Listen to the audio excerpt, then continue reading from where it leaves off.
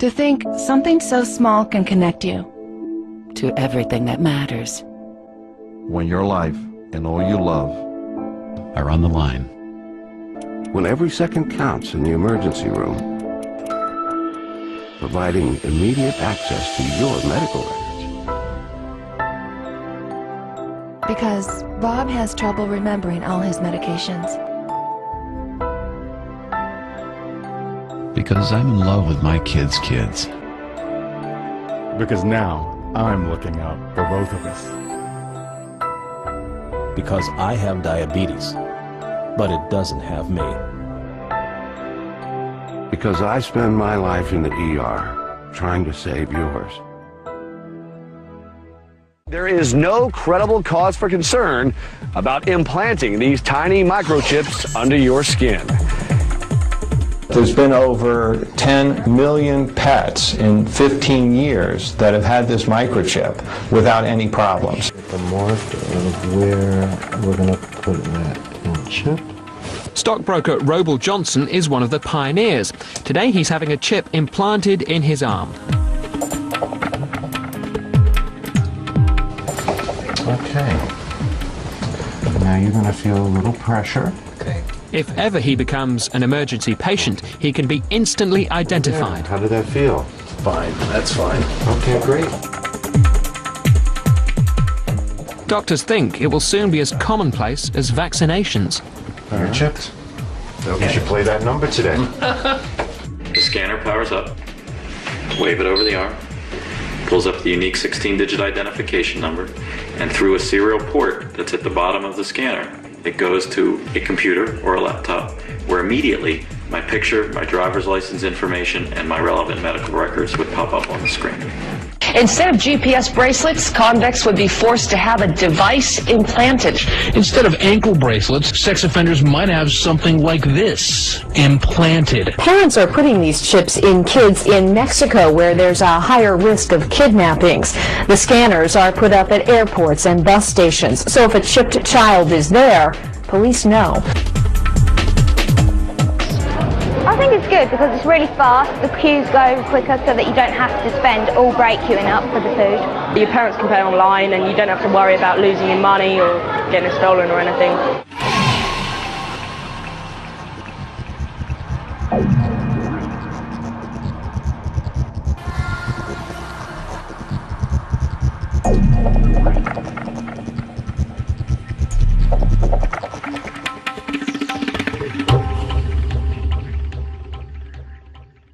The latest technology for identifying people at the point of sale, for identifying people when they make purchases, is actually the implantable chip that you can actually embed directly into human flesh. It's a tiny glass capsule about the size of a grain of rice. It contains an RFID computer chip. I think that within 20 years when you get born you will get a chip.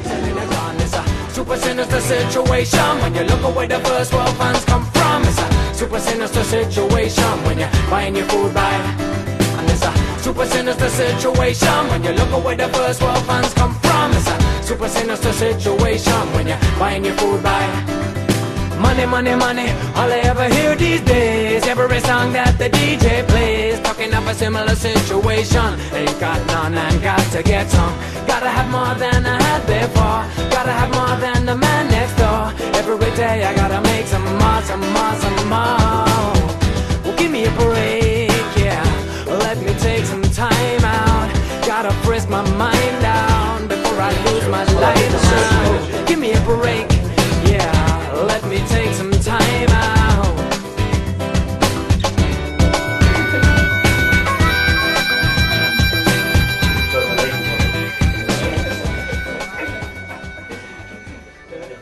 You know, there is an increasing amount of support for a microchip for buying and selling. Some people are kind of saying that people are going to be forced to take it, but I think eventually people will be queuing up themselves and taking it. I would not have a problem at all if they wanted to put a microchip in me to help out with any kind of medical security, anything. I'd be fine with it. I saw my thing about the money and banking. I hope in the future I can take one in my right hand. I think it's very cool actually. It's a cool concept. If I was to have a microchip which would benefit me on a personal level, I wouldn't have any problems with the ramifications. Like, for instance, if I had a microchip which would allow me discounts, say, on like toll roads or purely financial reasons, which was exclusive for that, then I'd have no problem. I got chipped. My whole office is getting the chip. I already got the chip. I've got the chip. We got the chip. Now, the points that are most being used to sell the implantable microchip to people are causing a lot of fear and paranoia amongst conspiracy theorists.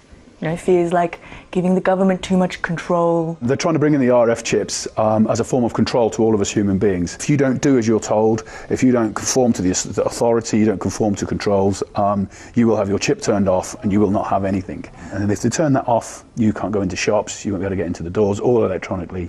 The idea of having one as a thin edge of a wedge as a way of social control and monitoring, I think that's very, very dangerous. When I read the book with Barry Smith, it brought up for me the significance of the Antichrist and controlling of people. That's what it brought up. Second, yeah, the Antichrist. You know, you see these fictional movies and you see their implants and it controls you. First, we take a gloomy, dissatisfied woman. We locate her brain. We insert a few nano chips. Finally, we enhance her to fit the ideal specifications. Welcome to the future. It's a really scary prospect. I'm sorry. Really scary. Well, I think they're worried about the wrong thing. They're panicking, like, about the wrong stuff. We've come to accept that kind of technology in the past, things like Social Security and credit cards. Those that was always a concern there, but now people have just come to accept it. I think they'll do the same thing with microchip implants. Personally, I feel that these fear merchants, they do their own cause a disservice. I mean, it's not some tyrant from outside that's going to control us. It's our own inner tyrant, our own greed, that's going to lead us to line up for something like a microchip.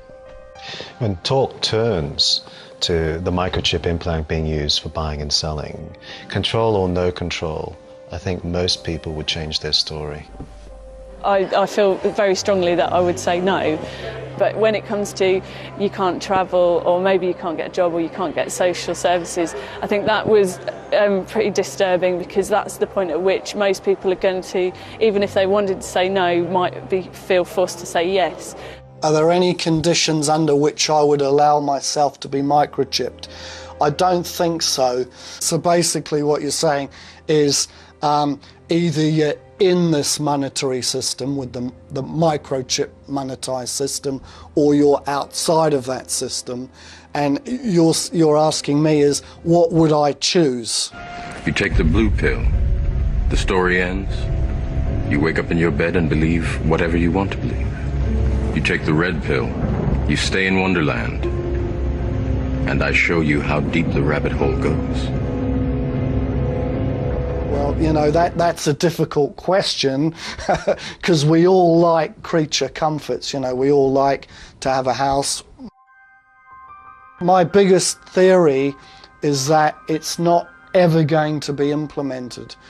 I think it's very scary what you're talking about with that company, that it put it in your hand and, you know, might get to that point where you need to have that or you can't buy anything, and I think it's very, very scary. I would hope that this company, that it wouldn't get pushed to the point you were talking about, but yeah, that's all I have to say. If it was an essential to life, which again I hope it would never be, I would put it in my body, but I would hope it never would come to that point. Would you take the very chip? No way, no, no. Well, if I had to have one to participate within the community, well, for the well-being of my family, I might be forced to, yes. But I'm hoping it doesn't get to that. Okay, with the Verichip, I would not take it on. I think if it got to the point where if you didn't have a Verichip in you, then you couldn't work, you couldn't earn money, you couldn't pay rent, I guess then there's not much choice but to conform and to go with it. But I don't see that would happen anytime soon, I don't think anyway. I've noticed when it starts costing people personally, you know, i.e. that they won't be able to buy or sell, penny drops. They go into denial, and they don't even want to face the fact that they've surrendered already. I mean, it's like they've just caved in, but they don't even want to face it. And that's really disturbing. Yeah, the issue that concerns me the most on that is just money in general. You know, whether it's a microchip implant for buying or selling, or just plain cash, people are too dependent on it, and the vast majority of society have more faith in money than they do in God. Yeah, there used to be a lot of talk about the mark of the beast in the churches, but it doesn't seem to be any more of that. I'm a Church of England. My particular church have not discussed about the mark of the beast. The Church of England, I think they're more very politically correct, and they don't want to tread on people's toes. I'm Assistant Minister of Grace Church, Dulwich. Yeah, I wouldn't have a problem with buying or selling or using money in this way. I personally don't have a problem with this idea of having a microchip put in your arm as a sort of, I don't know, credit card that you can buy and sell in clubs or go down to Sainsbury's and buy your food. No, I would not have a problem with that as a Christian. I think you can worship Jesus Christ whilst at the same time having a mark in your arm, yes.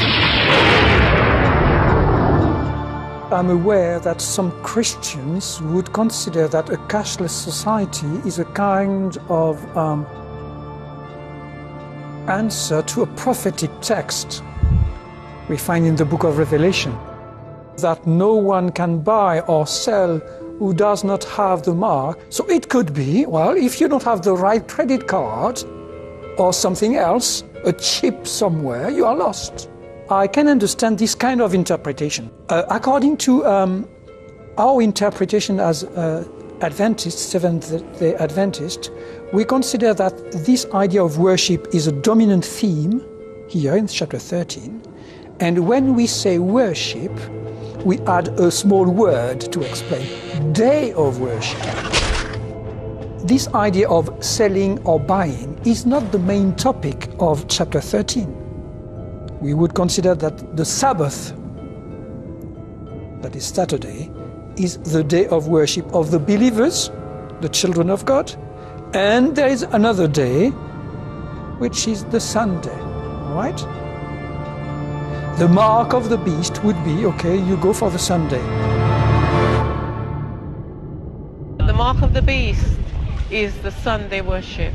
If I was given a microchip to shop and to do what I have to do with, I'll accept. It won't be the mark of the beast. The mark of the beast is when you go against God's holy day. My church has discussed the microchip. When it's given out, if it has nothing to do with the law of God, it can be received and used. Not so many churches have taught about the mark of the beast. They actually are silent about it, and they don't really teach you about it and how to avoid it. My particular church have not discussed about the mark of the beast. If you want to have a congregation that's big, or you want to have people follow you, then you've got to speak about prosperity. It's like, okay, God is going to raise you up, or God is going to give you this, He's going to heal you, He's going to give you this or that. And I've been trying to show you that the Bible teaches that God wants you to be rich, that God wants you to prosper. He wants you to be abundantly supplied.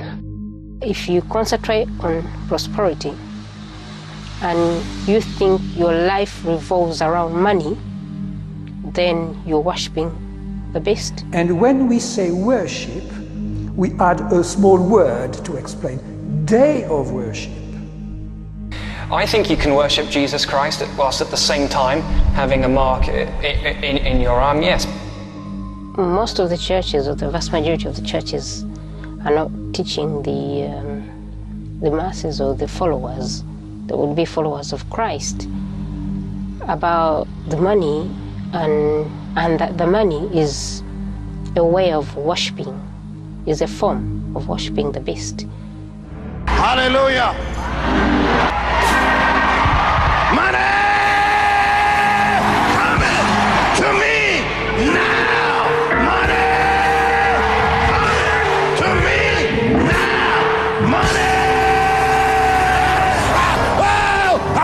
throwing his money. Woo! Woo! Woo! Get some anointing. You put something up here. Woo! Put this anointing on it. I tell you what, you put something up here. I'm putting this anointing on this money, man. Woo! Woo! Woo! Hallelujah! Club 700 has actually had very cheap on who have basically stated, look, this isn't the mark of the beast because it has not been mandated by government. Yeah, it's interesting that we now have something that matches the prophecy in the Revelation about the mark of the beast. You're talking about a chip that goes inside your hand and you use it to buy or sell. Now that's ironic. It's clear that it's no longer some kind of fanciful imagination, but churches have totally lost interest all of a sudden. Yeah. Yeah, like even trying to get an interview with a minister, you know, on the topic of Bible prophecy is pretty near impossible these days. You know, and I think those that do agree to, you know, to be interviewed, I reckon that they must probably get disciplined about it afterwards because it shows them up. It shows them up that they haven't got a clue. You know, they don't really know. Well, is it really that clear? Well, what do you mean by that? Well, are we just assuming that it's the connection between the prophecy and the revelation and the microchip implant is really that clear? Well, maybe what we could do is like go out on the street and show people, you know, the Bible passage, show people like the article about the very chip, and talk to people, you know, explain to people about the very chip and see if people see it as clearly as we do. Yeah, why not? We've got the equipment, we've got the resources, we've got the motivation. Let's do it. Yeah. Okay. Did you tap the mic? Have you got any spare batteries? I think so. We've got some tapes. Excellent. All right, London, here we come. Jess, we'll give you a call when we get to town, okay? Take care. See you. Bye-bye. See ya. Okay.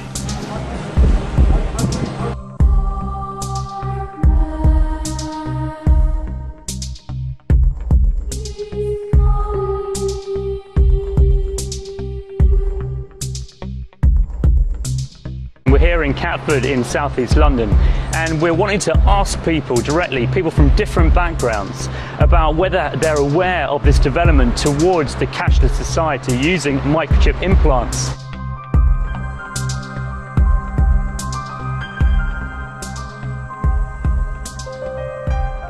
Okay. And it causes all, both small and great, rich and poor, free and bond, to receive a mark in their right hand or their foreheads. And that no man might buy or sell save he that he had the mark or the name of the beast or number of his name.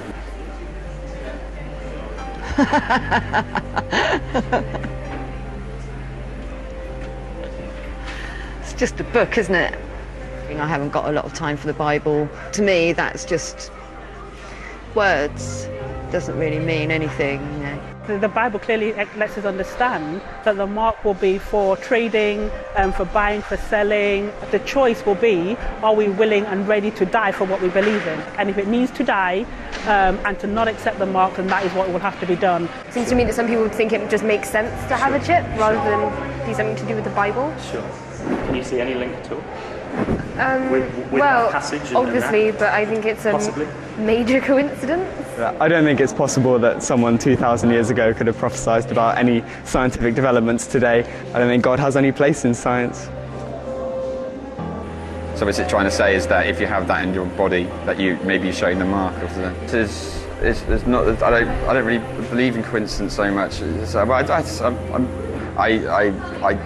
I just disagree. For my personal opinion, I just don't think that has any relation to what the financial system is. Why they would put it into barcodes? The number, how that number has any relevance? If they did, it could be coincidental. But if there was some, I don't know, allegiance within the secret allegiance of the financial system around the world who are doing whatever to do this, I think there's a lot easier ways to do this and track our information and track what we do. To do that by what we do in our cash machine or what we shop at Tesco's. Yeah, it was really interesting seeing the various reactions, and you could see that even the people who argued against the connection, like were aware that it was like a huge coincidence, as they called it. They just didn't have any answers for it. Yeah, I was also impressed, actually, how many people, you know, just out there on the street had a grasp, had a really good understanding of the whole concept, even though sometimes, they had no religious background at all. Yeah. And there are a few people I spoke to who could see that there really would be pressure on them to take this chip. A chip that the marketers and makers of it say they would never force on anybody. Yeah, right. Should we keep watching? Yeah. Yeah. But there is a fine line between that, and I don't see the relevance in that. But I think what you're right, I know it's not your opinion, but maybe it is, I don't know. But I know that we are being tracked and we are being traced and our information is being sold and it is being passed. But whether this has any relation to that, I don't think so, my personal belief. There's no way I'd want to put the chip into my body if it's been said before that it's going to be part of some beast or whatever else it's going to be. So I wouldn't want to do it. I would totally see where this would tie into the whole Revelations Antichrist thing. But I could see definitely how people would think that a microchip could be construed as a mark of the beast. If it comes down to that, the chip is the mark of the beast, and because of my Christian faith, I will never wear it. The Christian faith and several other faiths have intertwined into it a mark of the beast concept, which is generally seen these days and accepted as the microchip. It's going to have a massive effect on people consciously and in their communities. There's going to be a rejection on that level alone. If I was to be cut off, I still wouldn't take the chip. I would find a community, no matter how hard it took, that didn't require that level of submission. Yeah, what I found most interesting about watching this is that the people who could see the issues most clearly were usually not religious. They're oftentimes on the fringes of society, the kind of people that Jesus really would have associated with. And I met these street punks, these people in Utah, and I barely mentioned the implantable microchip with them. And what they said was pretty good. Maybe we can check it out and check it out. Yeah, sure. Have a look. Oh, the computer chip that they're gonna put into us. That you know what? I think about that one. If you read the Bible, dude, it says you cannot buy, sell, or trade without the mark of the beast. It's so easy. It's convenient. It's right there. Beep. Oh, everything's right there. Beep. And I will never ever put a chip in me or in any of my children. Oh no, that's I don't want to be marked, man. The people that actually have the chips and the cards, you would not believe how much that they actually waste. They're actually gonna throw away enough to us unchipped people. We can actually survive, dude, without chips. Because money is just paper shit. It's nothing. Why would I trade paper shit that you can't use? There's no use for it. Like, you can't make it into anything. You can't grow anything with it. This is not your property. This is property of the United States government, and this is a federal offense. Money, money, money, all I ever hear these days. Every song that the DJ plays, talking of a similar situation. Ain't got none and got to get some. Now you can't even tell it was here. Alright? What is still here is us. Us, human beings. The people who need to take care of each other instead of taking care of yourself. I met someone at an alternative gathering who was like an atheist, and he did much the same thing. He brought it up without me even mentioning it, as soon as I mentioned the very chip. And it still just amazes me how people who, you wouldn't even consider to be religious can see the obvious even more than the supposed experts on the Bible. There's an interesting passage in the book of Revelations which talks about the mark that is placed on people, where nothing shall be bought or sold without this mark. I'm not a Christian. I don't even believe in God in the conventional sense of the word. However, as with all ancient texts, the Bible deserves to be looked at carefully and to see if there's anything in it that might be of interest historically. I'm hoping a time when maybe the genuine message of Jesus will come through. Did you see that? I'm hoping for this is an atheist saying, I'm hoping for the genuine message of Jesus to come through. I mean, that is a classic. Yeah, you can imagine Jesus going around and gathering his disciples from people like this, Yeah. They're all a bit radical in one way or another. Hardly a suit and tie amongst them. Yeah, I think the suit and ties, they're too busy trying to change the message to something like worshipping God on Sunday. I don't know a lot about the Mark of the Beast prophecy, and I don't know a lot about this chip thing, but from what you've told me just then, They seem pretty similar. No, I'd never take a chip. I'd never microchip myself. I think it's kind of interesting, like talking about people being chipped in the future. I engage with wild food. Engaging with like the natural world, wild plants, does make you wild in the sense that you want to rebel against standardization, manipulation, control, all these things, which I think people are seduced into because they're being manipulated, because the world is so complicated, it's so stressful. Using plants in that way and relating to people in that way just makes you, you will never be ripe for manipulation. You will always rebel. I'll never be chipped voluntarily. They'll have to hold me down, they'll have to knock me out. Not taking the microchip could end up meaning that you would starve to death. I understand that.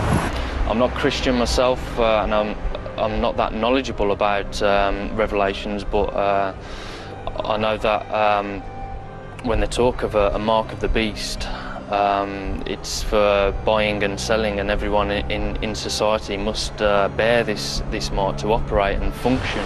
But there needs to be some resistance to this agenda. On a practical level, if it does end up that most people have got the microchip and there is a few resistors still out there, I think they will be hunted down. They'll be targeted for elimination. I think I would refuse the very chip under all circumstances, even if there was the threat of imprisonment, the threat of death. People from all religions know that something's wrong in these times. This is the most serious chess game that's ever been played. This game is so cunning, it is so deceptive. You can't say that this is of human origin. It is that in depth. It's the decisions that you make, and whether you succumb to the system and just say, look, the pain and the misery that I'm feeling, I'll succumb to, taking the very chip, and so I can access food. Whereas for me, I'd rather starve and eat rocks before I took it. That is great. It is starting to show that there are actually some individuals out there who've got some character that seems to be so lacking in today's society. The kind of character that would literally be willing to die before doing something that they know is wrong. It seems like a lot of other people, though, have really missed the need to, count the cost. I don't know that they have missed it, though. I mean, how many of them started backpedaling when we raised the question of what will you do when you can't buy or sell? Yeah, the kind of people who have what it takes to refuse the mark, I think they're going to have to be, maybe fanatics, if I can say that, like idealists who would be ready to give up everything, change their whole entire lifestyle before they would go against their conscience. Maybe we messed up by not giving people the next chapter in the book of Revelation to read. The one where it really hits home how seriously God views this whole concept of the mark? Well, this guy knows what it's about. You can tell by what he's saying. But let me read it out. It says, "And the third angel followed them, saying with a loud voice, If any man worship the beast in his image, and receive his mark in his forehead or in his hand, the same shall drink of the wine of the wrath of God, which is poured out without mixture into the cup of his indignation. And he shall be tormented with fire and brimstone in the presence of the holy angels and in the presence of the Lamb." Yeah, the Lamb in that passage is referring to Jesus. This isn't the kind of lovey-dovey stuff that most churchgoers would associate with God or Jesus, is it? But it's right there in the Bible. Maybe people should stop telling God how to do his business. And if he says there's going to be a day when he's had enough of mankind's disrespect for him, then so be it. Okay, and let me read on. "And the smoke of their torment ascends up forever and ever, and they have no rest day nor night, whoever worships the beast and his image, and whoever receives the mark of his name." Yeah, from that, it seems that accepting the mark is the point of no return for mankind. And I think we're on the verge of that point right now in human history. Not the line in the sand, it's the line in the concrete. That is where it's drawn. I think that is where the soul is lost. It's as simple as that. It is a choice of serve the mainframe or mammon or whatever you want to call it. But there is obviously a definitive line.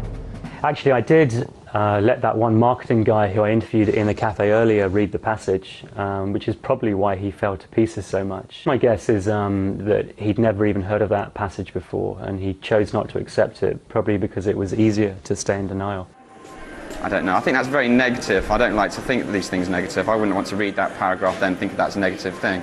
Just to take that leap from reading a warning sign to actually taking it to factual facts that it's happening is a massive leap of... I don't know, for me I think that's a massive bit. I can see it as a warning, and there's loads of sections which, you know, this is what we experience in this time and whatever, and take heed of this, but I don't think it's that translatable to now, I don't think, for me. Yeah, I think it's interesting that the verse about not taking the mark of the beast is followed by a verse which talks about people dying for their faith. I mean, that's what it's coming to, you know, and that's what people don't want to think about. But here, let me read it. Here is the patience of the saints. Here are they that keep the commands of God and the faith of Jesus. And I heard a voice from heaven say to me, Write, blessed are the dead which die in the Lord. One of the problems that I found about most religious discussions concerning the book of Revelation is that it's all about matching up symbols and dates, or trying to convince people that your church is the one true church. It never seems to relate back to the teachings of Jesus. But when you recognize that the mark of the beast, you know, is all about buying and selling, there is an obvious link. Jesus, you know, commanded his disciples not to work for food, not to even think about where their material needs would be, you know, come from, or you know, how they'd be met. But where is there anyone today actually teaching people to obey the teachings of Jesus? You know, Jesus made it clear that the choice would be between serving God or mammon, or God and the mainframe, as that guy Greg put it earlier. Yeah, there's a guy here in the UK who's been living like without money for more than a year now. And he's not really the religious type, but he's got it really spot on about the buying and selling. And he seems to understand that it may cost us our lives in the end. Yeah, I've been thinking about this, and I feel like sometimes the soldiers of peace aren't as brave as the soldiers of war. And that if you see the soldiers of war going into battle, they're prepared to die for what they're doing. We all need to be a little bit braver. We all need to stand up and be counted and be heard. I think we all, myself completely included, need to be braver. I've been living for the last 12 months without money. Where we used to find security in friends and family and the greater communities we lived in, we now see security in notes and coins. When we buy and sell things, we're saying, I'm going to help you, but I want something in return. What better reason to help somebody than the fact they actually need some help? Like, do we actually always need to get something in return? Think about it. Nobody goes to their dad like, well, you know, I've cooked dinner this evening, that's £5. If we all work together, share the resources, not only would it be better for the environment and would we use less resources, it's much better for us as people. Yeah, Mark and some of his friends recently put on an alternative gathering in Bristol, which coincided with Buy Nothing Day. I think it was called the Free Economy Festival, and it was a fantastic day because everything was done for free. No money changed hands, no one was paid for what they did, and even the food itself was free because it was rescued from supermarket bins. Yeah, they fed more than 1,000 people, and there was still food left over. So it was a really good illustration of those what those street punks that you interviewed were saying about how you could survive on what the people throw away. Here's some footage of the gathering. So just here at the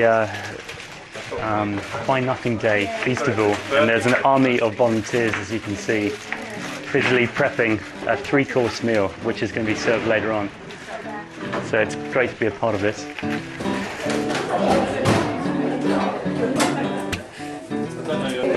Most of the food that I get is from the back of supermarkets. About 90% of all the food I eat, gets found. I'm just amazed that all this food goes to waste. Do I live to work or do I work to live? And do I give to earn or do I earn to give? And if I do my best for society, will they care about money or will they care about me? I think this is wonderful. It's really nice to all be under the same roof. I'm a language teacher, so I brought loads of sort of French books and dictionaries and textbooks and stuff like that I don't need. And I found chocolate spread, so I exchanged linguistics for chocolate spread. There you go. my first experience arriving and finding that everything's free. I think it feels nice to yourself to have donated something that you don't need anymore and then take something that you actually need. No, this is a new experience for me, but I would happily, you know, as long as it's still healthy, it's not going to make me ill, I have no qualms about eating food that's out of date. It was much nicer than going into a shop and exchanging money. Hello! Can I have everyone's attention for 40 seconds maybe? I know there's a wonderful clothes swap going on. What we're doing is we're doing a clothes swap. So basically any clothes that you like them, they're good clothes but you just haven't worn them for a while. You bring them along, trade them in, like this nice, jazzy waistcoat. Yeah. And then see if you can find anything that you like. I think it's a fantastic way of kind of making an active decision to kind of not involve money in things. You know, you don't need money if people are prepared to share and swap. A whole new word, swap. Swapping. Sounds slightly Dutch. Swap. Yeah, good. We're swapping today. Swapping. Yes, it's like shopping, not quite. It's just a really fun day. It's so nice to see so many kids. It's so nice to see so many people just really enjoying themselves, and also the slight bewilderment on people's faces when they're like, so I can just take this. It's like, well, yeah, it didn't cost us anything, so just take it away. People are surprised that everything is free, but it's just proof that it can exist and it can happen. Money's a pain in the neck. It's useless. It's like controls people, turns people into, I don't know, things that they don't want to be. Just doing whatever is thrown at me really. I was helping with some furniture being brought in, just chopping some potatoes now, and clearing up later on, and anything that needs doing, I'm up for doing it. I think I'm powering up the music system. Not sure how. Certainly, I think like people's generosity of spirit is always there. Just needs to be given the space to sort of freely flow. Ooh, shining eyes still see. Ooh, the docile dreamers roam. Ooh, have it all, but the best from me. We got home, we got barracks and drums and a rich cowboy sits on your throne. I got empathy, you got apathy, I got bone. Thank you, that was funny.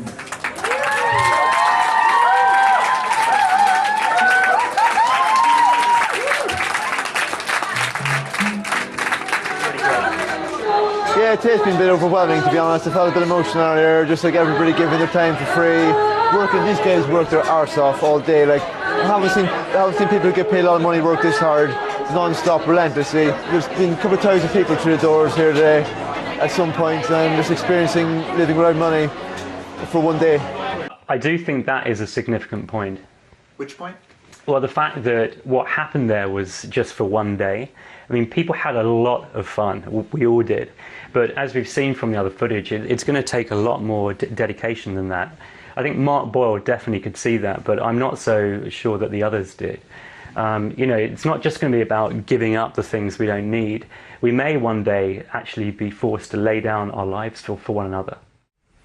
Yeah, I interviewed someone at that festival who was talking quite seriously about living without money. But it seemed like even in that setting, she seemed sort of somewhat cautious about what she was saying. I'm nervous about talking about it to people because even the hippiest of hippies get like their prickles come up when you start talking about doing the job that you want to do and not having to enslave yourself for your money, because no one wants to have to do it, so everybody hates it. So when someone comes along and says you don't need to do this, you know, everyone gets like, but I do, I have to. And that tension, I think it all hangs on that tension in some ways.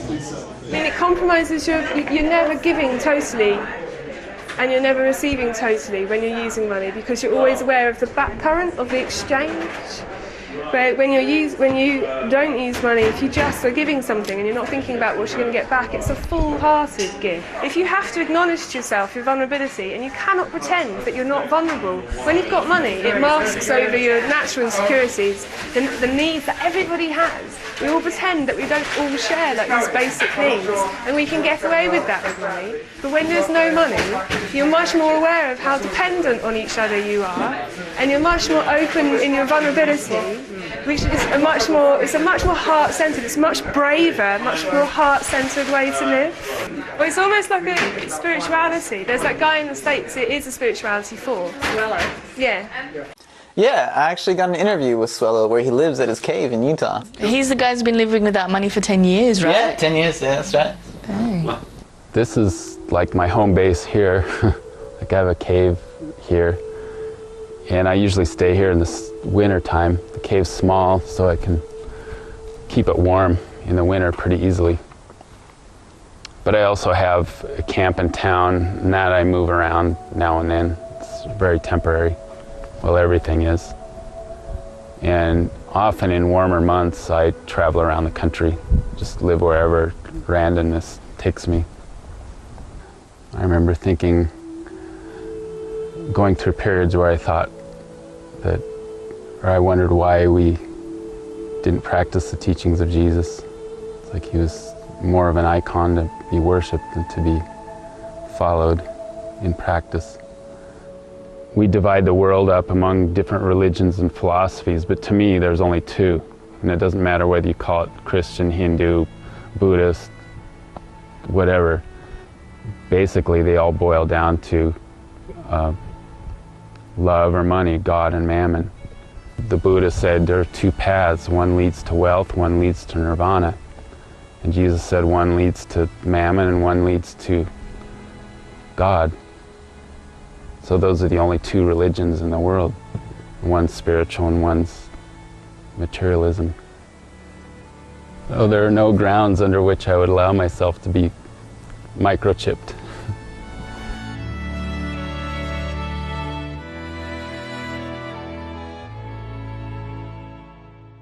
Yeah, we interviewed a lot of people about issues relating to this. There was that guy, Andy Hamilton, in Bristol, who's a co-author of the Self-Sufficient-ish Bible. Fergus Drennan, who's a sort of famous wild forager. Greg Nicoletis, who's the founder of the We the People Will Not Be Chipped movement, who works closely with Catherine Albrecht. It's quite a few people. I think that Swello and Mark Boyle represent the two strongest proponents of this message, though. Because I think they have their act together and they're more than just talk. So, and what about us? Are we going to include something about us in this documentary as well? Well, we are in the documentary right now. See that camera over there? So how do we include what we're doing in the film? Well, the cameras are rolling. Why don't we just talk into the cameras? Okay, here goes. So we don't normally live in houses like this. We don't live without money entirely, but we do live without working for money. And as a group, some of us have been living like this for more than 20 years. Right, we're freegans, which means we get most of our food from the back of supermarket dumpsters. We live and travel in vehicles that run on waste vegetable oil. Yeah, and we use solar panels to get our electricity from. But really, we're preparing for a time where we won't be having vehicles at all, and we'll be living pretty much like Swello. We have contacts in India, Kenya, Australia, America, and here in the UK as well. And next year we hope to have a base in Argentina. Yeah, that makes us sound huge, when in reality we're just a couple of dozen people at the moment. But we're training. We're learning how to survive just through faith in God, and we're preparing for a time when people of conscience in the world everywhere are going to have to survive without buying and selling. Some of us will die in the process, but there is a great need for us to be preparing right now. A big part of that preparation is getting the message out to others, like we're doing with this film. But we need to be clear that it's not all about us either.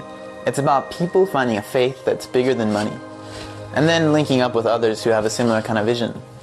There are dark times ahead, but God wants to prepare us for it by teaching us to take the message of Jesus seriously right now, before the axe falls.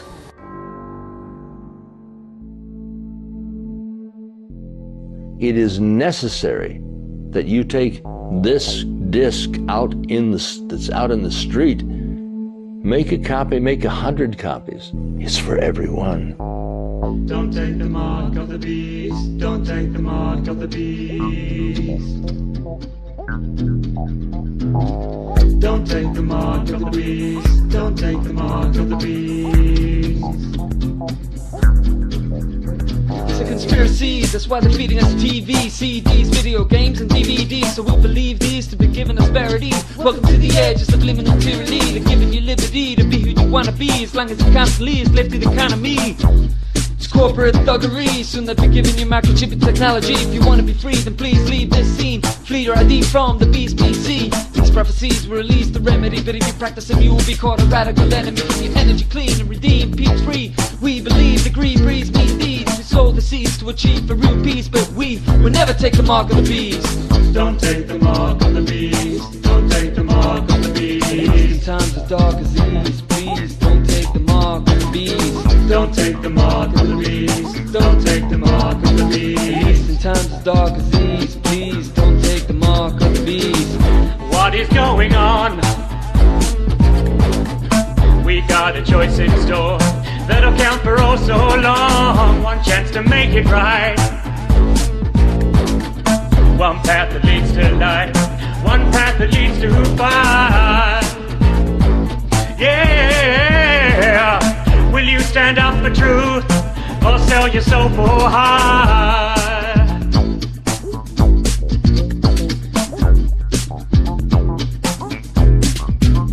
What trick's this? That the barcode is 3 6's fixing it. 3 parallel lines with a 6 in it. Time to open up your eyes, get the scriptures in. The church is paralyzed, so they're missing it. When money's out of lies and no Christians in. They claim to follow Christ, but they're dissing him. They're so busy shouting praise, they ain't listening. I know the picture's grim, it's gonna get worse, but first it's a curse. It's coming upon the face of the earth. The human race will give birth to the worst person, and earth may even lurk in the church. Is how it works, they try to insert